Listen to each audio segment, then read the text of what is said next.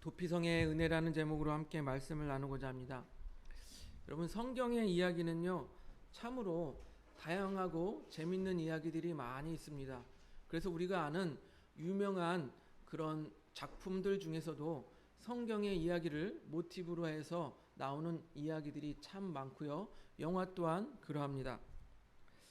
특별히 오늘 보면은 다윗이 아직 완전히 통일된 왕국을 만들기 전에 어떤 시기가 있었냐면 사울 왕의 아들 이스보셋, 그리고 이스보셋을 왕으로 세운 그 아브넬이라는 장군이 있었어요. 이렇게와 다윗과 요압이라는 이렇게 두 세력이 이렇게 대치하고 있었던 상황이 있었습니다.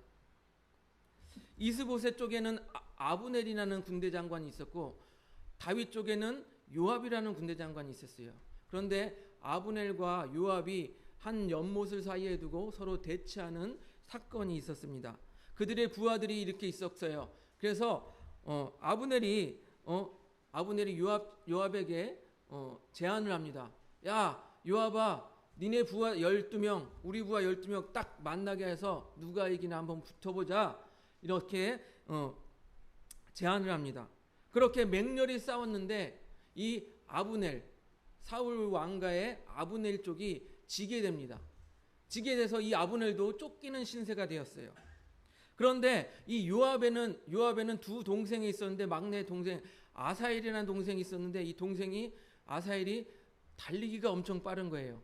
달리기가 엄청 빨라서 성경에 뭐라고 나와 있었냐면 들로르같이 빠르더라. 들로르같이 빠르더라. 그래서 이 아브넬이 도망하는데 이 요압의 동생 아사엘이 쫓아가는 거예요.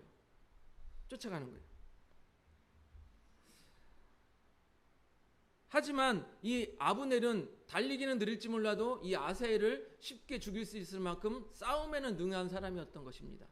그래서 이 아브넬이 자기를 쫓아오는 아사엘을 향하여서 경고의 말을 해요. 우리 사무엘하 2장 22절을 보겠습니다. 넘겨주세요.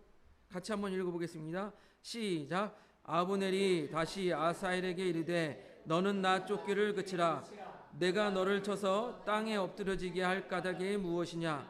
그렇게 하면 내가 어찌 내 형 요압을 대면하겠느냐 하되. 그렇게 야, 쫓아오지 마. 내가 너 죽여봤자 나에게 득될 게 없어. 네 형 요압 볼 면목도 없다. 이 형 요압과 원수지기 싫다. 그러니까 더 이상 쫓아오지 말고 어떻게 하면 나에게 좀 피할 길을 달라. 나를 쫓아오지 말고 오른쪽이나 왼쪽으로 가서 다른 청년을 잡아다가 그의 군복을 가져가면 네가 이제 헛걸음하지 않은 걸로 될 것이니까 나를 좀 피할 길을 내어달라. 그런데 이 아사엘은 끝까지 쫓아가는 거예요. 그 말을 듣지 않고 끝까지 쫓아가는 거예요. 그러니까 이 아브넬이 결국에는 창으로 그 아사엘을 죽이게 됩니다.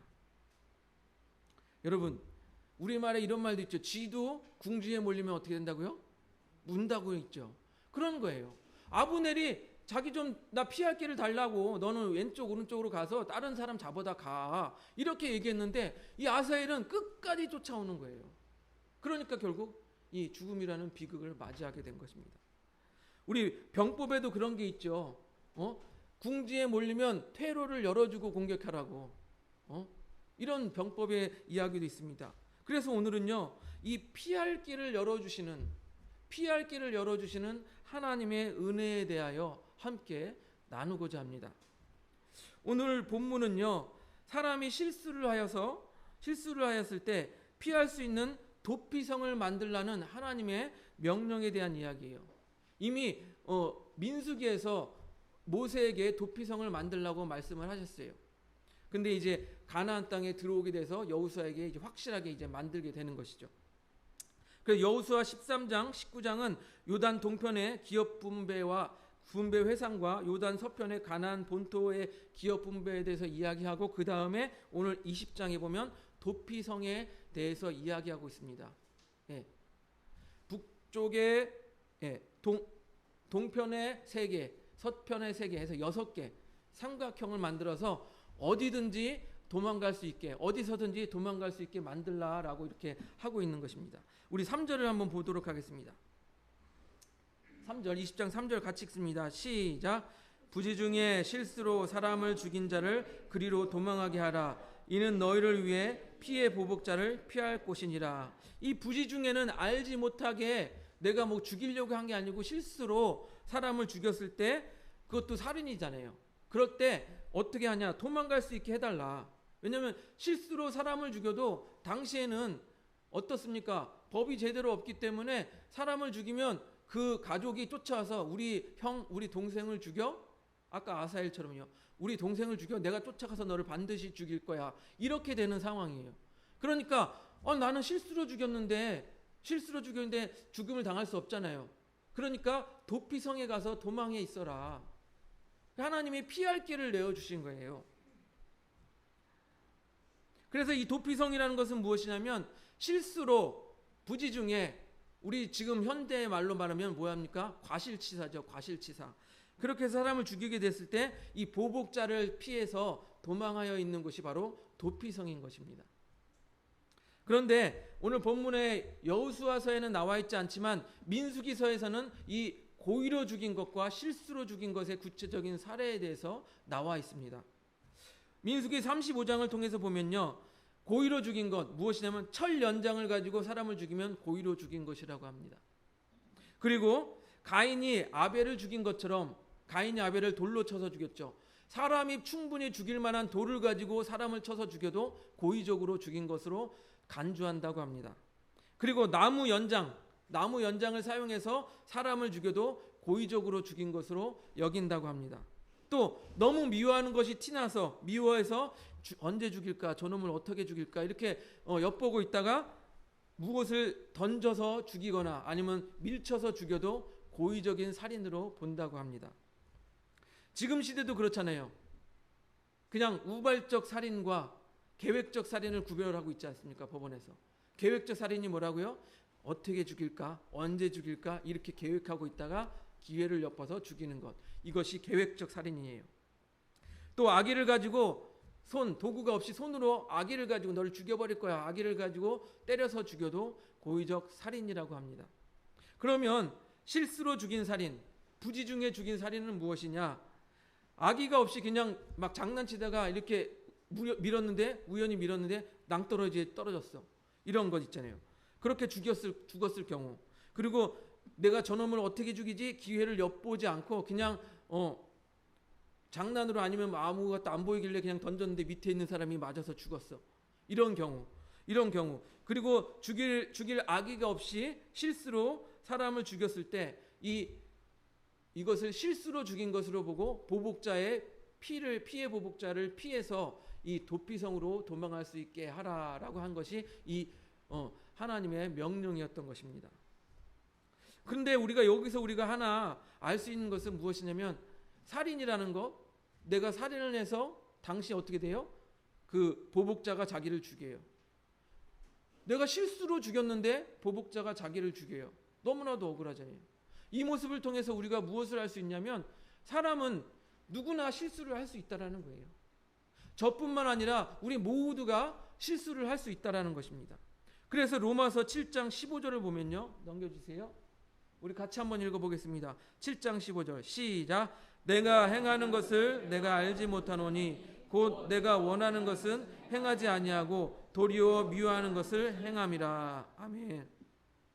이 말이 무엇이냐면 내가 원하는 것은 선을 행하려고 할지 모르지만 도리어 미워하는 건 죄된 행동들을 하게 된다는 거예요. 지난주에 말씀드린 것처럼 우리가 죄의 속성에 가지고 있기 때문에 유전된 죄의 속성을 가지고 있기 때문에 우리가 선한 일을 하려고 해도 이 죄 안에 있는 죄의 속성이 자꾸 죄를 짓게 한다라는 거예요.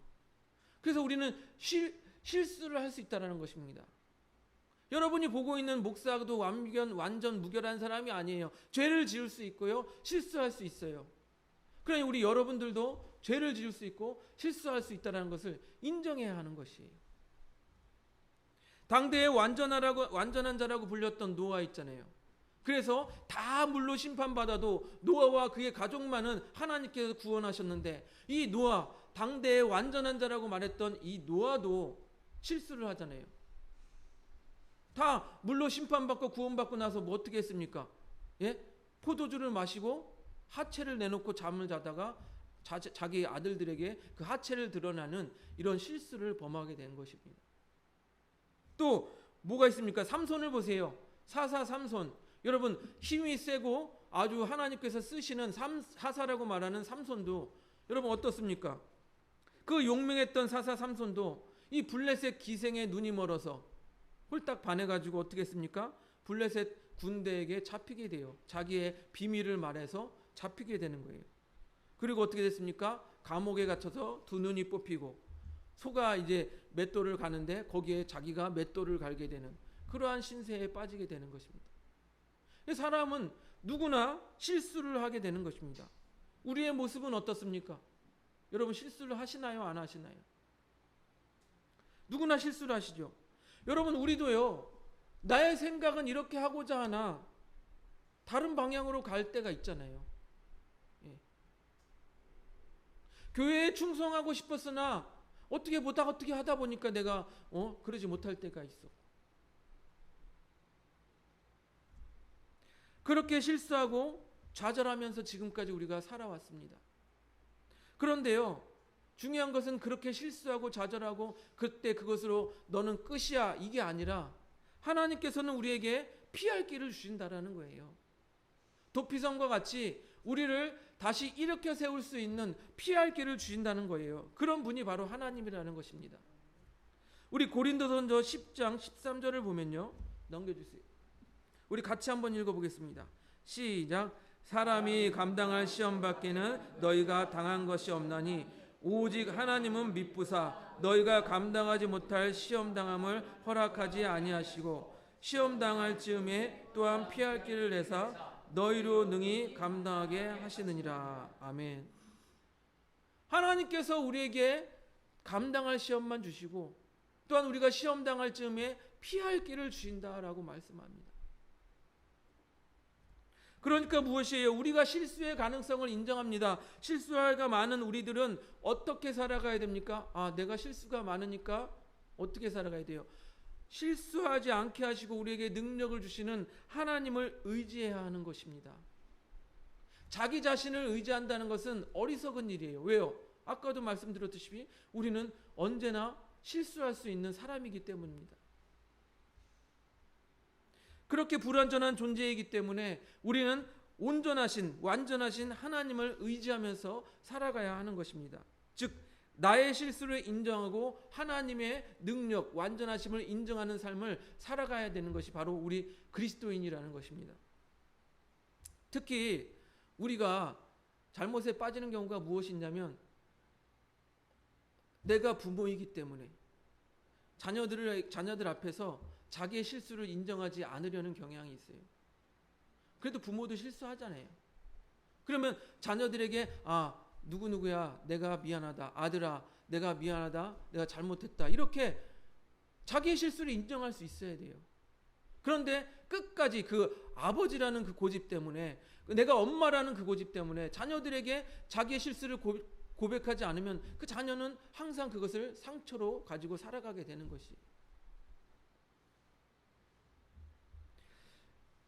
이렇게 우리는 하나님 앞에서 자기의 삶을 인정하는 것, 특별히 방금 말씀드린 자녀 앞에서도 우리가 인정하는 것, 이것은 어쩌면 내가 부족하고 불완전하고 하나님은 완전하시다는 그 인정하는 삶을 연장하는 것이 바로 우리 자녀에 대한 그런 모습일 것입니다.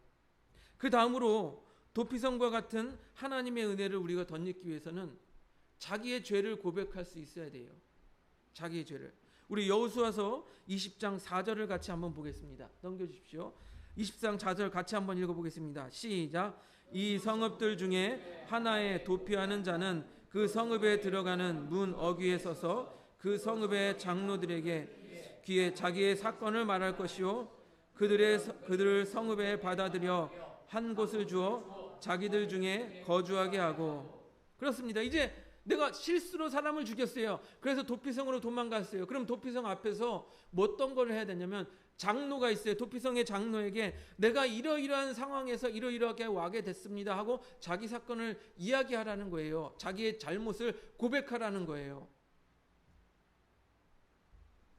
자기의 잘못을 숨기지 않고 이야기하였을 때 그 장로가 그래 들어와, 그리고 여기서 잠깐 네가 제대로 된 재판을 받기 전까지 여기에 잠깐 숨어 있어, 복수자로부터 숨어 있어, 이렇게 되는 거예요. 이것을 우리가 영적으로 생각해 보면 이렇습니다.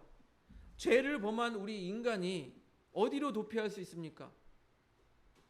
여러분, 도피할 수 있습니까? 성경에 뭐라고 말합니까? 죄의 싹은 사망이라고 말하고 있어요. 그럼 죽일 수밖에 없는 우리, 아까 복수자들도 죽이러 쫓아오는데 죽을 수밖에 없는 우리가 어디로 도피해야 됩니까? 우리가 도피할 수 있는 것은 예수 그리스도밖에 없는 거예요. 우리의 영적인 도피처인 예수 그리스도에게 도피를 해야 되는 거예요.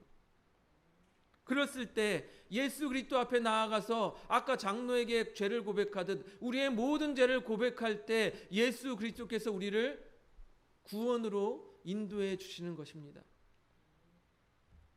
우리 잠언 28장 13절을 한번 보겠습니다. 넘겨주세요. 우리 같이 한번 읽어보겠습니다. 잠언 28장 13절 시작. 자기의 죄를 숨기는 자는 형통하지 못하나 죄를 자복하고 버리는 자는 불쌍히 여김을 받으리라. 예, 그렇습니다. 자기 죄를 숨기는 자는 형통하지 못하나 자복하고 버리는 자는 불쌍히 여김을 받는다라고 말하고 있습니다.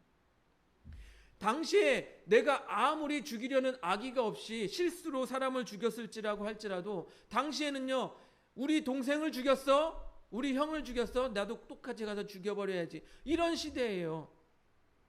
그래서 그 자리에 머물러 있으면은 복수자들이 와서 자기를 죽여요. 그럼 어떻게 돼요? 오늘 말한 도피성으로 도망을 해야 돼요. 그리고 도피성에 도망해서 어떻게 돼요? 자기의 죄를 온전하게 이야기해야 그 장로들이 그 도피성 안으로 들여보내준다라고 말하고 있는 것입니다. 도피성으로 피해야 합니다. 여러분, 도피성까지 달려왔는데 내가 죄를 고백하지 않으면 어떻게 돼요? 들어갈 수가 없어요.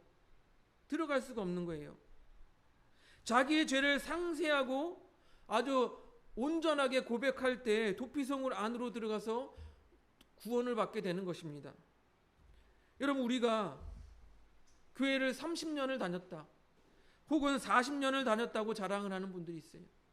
더 많게는 50년을 다녔다고 자랑하는 사람이 있어요. 아니면 평생을 내가 교회를 다녔다라고 자랑하는 사람이 있어요.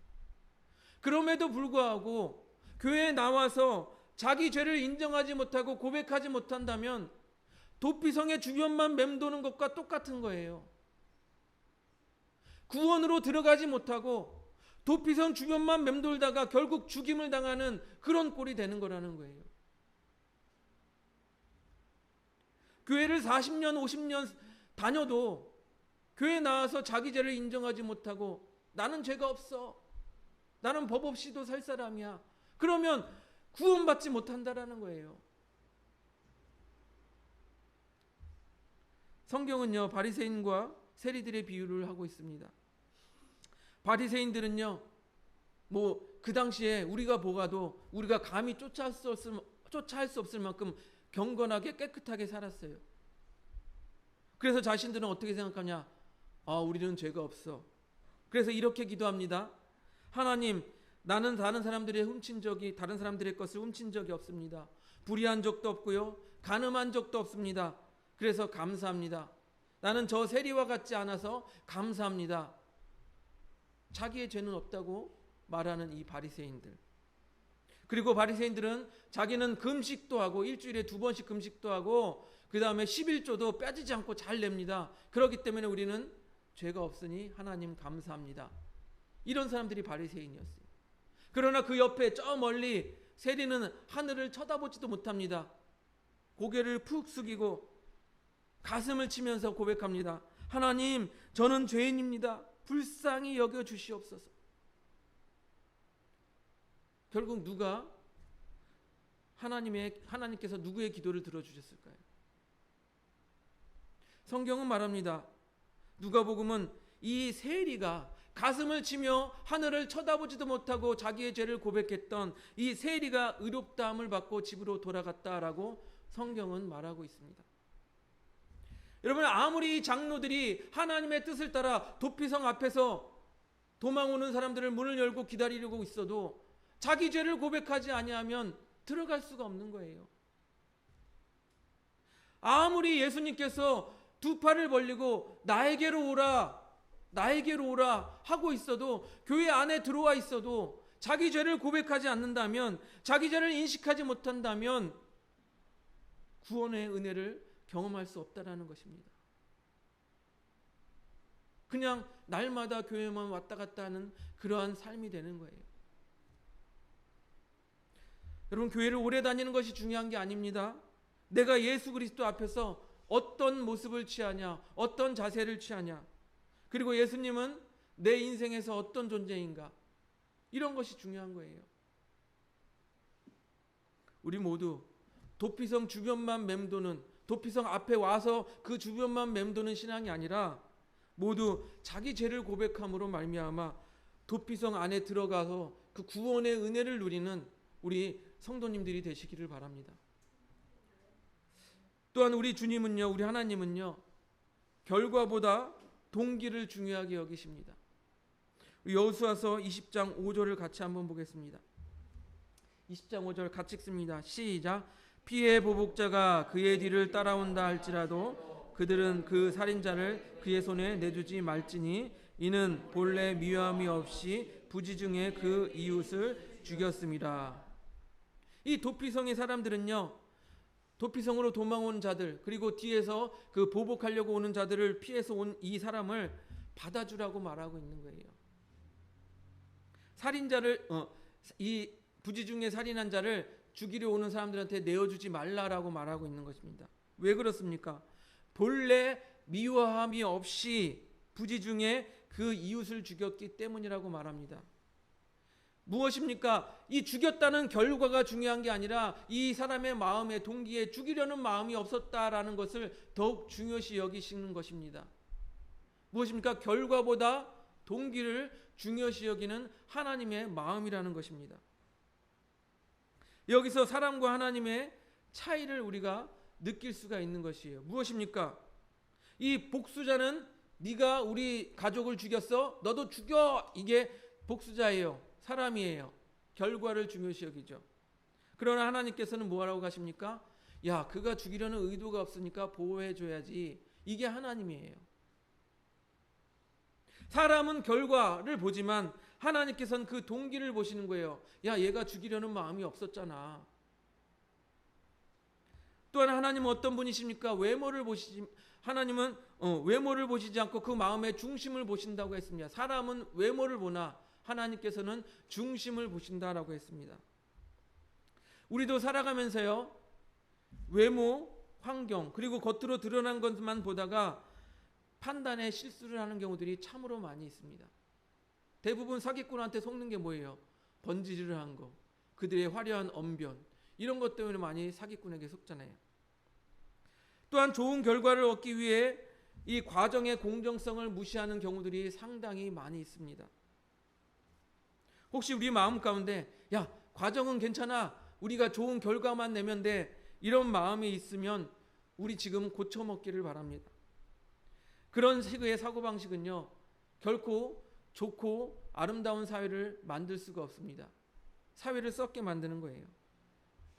또한 그리스도인들도 역시 우리 과정은 괜찮아, 좋은 결과만 내면 돼, 이런 사고방식으로 그리스도인들이 살아간다면 예수님께서 말씀하신 이 세상에서 빛과 소금의 역할을 감당할 수가 없는 것입니다. 그래서 예수님은 이렇게 말씀하십니다. 많은 부자의 많은 헌금보다도 과부의 2 렛돈이 더욱 가치가 있다라고 말씀하십니다. 왜 그렇게 말씀하십니까? 그 액수라는 결과보다는 그 과부의 그 마음을 더 높이 평가하시기 때문에 그렇게 말씀하시는 것이죠.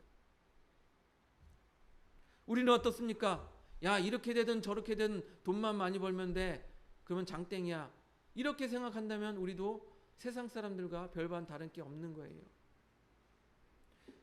어찌됐든 헌금만 많이 내면 되는 거 아니야? 이렇게 생각한다면 세상 사람들과 다를 바가 없는 거예요. 말라기 선지자는 이렇게 말합니다. 당시 사람들이 하나님께 제사를 드리는데 하나님께서 그 제사를 너무 싫어하고 하나님께 봉헌물을 드리는데 하나님께서 그거를 너무 싫어한다. 보세요. 말라기 1장 13절. 오늘은 표준 세번역으로 한번 보겠습니다. 같이 한번 읽어보겠습니다. 표준 세번역 말라기 1장 13절. 시작. 여호와가 이르노라 너희가 또 말하기를 이 일환이 얼마나 번거로운고 하며 코웃음 치고 훔친 물건과 저는 것 병든 것을 가져왔느니라. 너희가 이같이 봉헌물을 가져오니 내가 그것을 너희 손에서 받겠느냐. 이는 여호와의 말이니라. 아멘. 여러분, 우리가 목표를 가지고 가는데 그 과정 가운데 온갖 불법과 온갖 속임수를 쓰게 된다면 그것은 하나님이 원하시는 바가 아닐 거예요.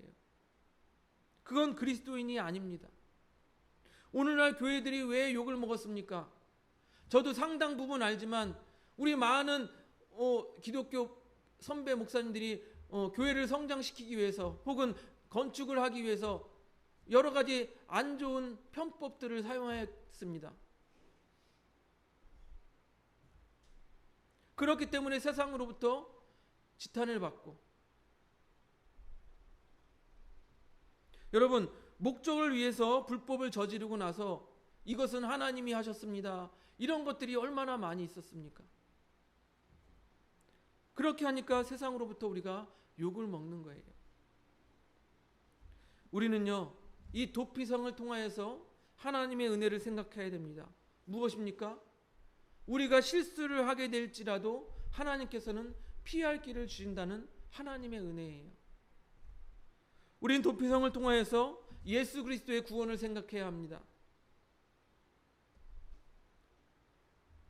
도피성 앞에서, 장로들 앞에서 자기의 죄를 고백하였듯이 우리가 예수 그리스도 앞에, 하나님 앞에서 우리의 죄를 고백할 때 우리가 어떻게 됩니까? 예수 그리스도의 구원의 은혜를 누리는 우리의 삶이 되는 것입니다. 또 마지막으로 우리는 도피성을 통해서 하나님의 공의를 생각해야 합니다. 하나님께서는요, 알지 못하는 사이에 사람을 죽이게 된 이 사람에게 복수자들이 죽이지 않게 하기 위해서, 또한 공정한 재판을 받게 하기 위해서 도피성이라는 것을 만들어서 그곳에서 머물게 하신 것입니다. 보호하신 것입니다. 이렇게 하나님의 공의를 생각해야 합니다. 여러분, 만약 구약에 도피성이 있었다면 신약에는 예수 그리스도라는 도피성이 있는 거예요. 이 둘은 상당히 유사점이 있습니다. 무엇입니까?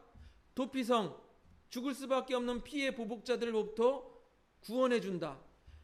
신약의 도피성인 예수님, 우리가 죄로 인해서 죽을 수밖에 없는데 예수 그리스도를 믿음으로 말미암아 구원을 받는다. 우리 동일하잖아요. 유사하잖아요. 그러나 또한 극명한 차이점이 있습니다. 무엇입니까? 이 구약의 도피성은 부지 중에 지은 죄, 실수로 지은 죄만 구제해 줍니다. 용서해 줍니다. 하지만 신약의 도피성인 예수 그리스도는 무엇까지 용서해 주십니까? 우리가 고의로 지은 죄까지도 주님 앞에 회개하면 모든 죄를 용서해 주신다고 하시는 게 바로 신약의 도피성인 예수 그리스도이신 것입니다. 우리가 고의로 지은 죄까지도 용서해 주십니다. 그래서 막 죄 지으라는 게 아니고요. 고의로 지은 죄를 아까 뭐라 했냐, 죄까지 버릴 줄 알아야 돼요. 고백하고 그 죄까지 버릴 수 있어야 되는 거예요.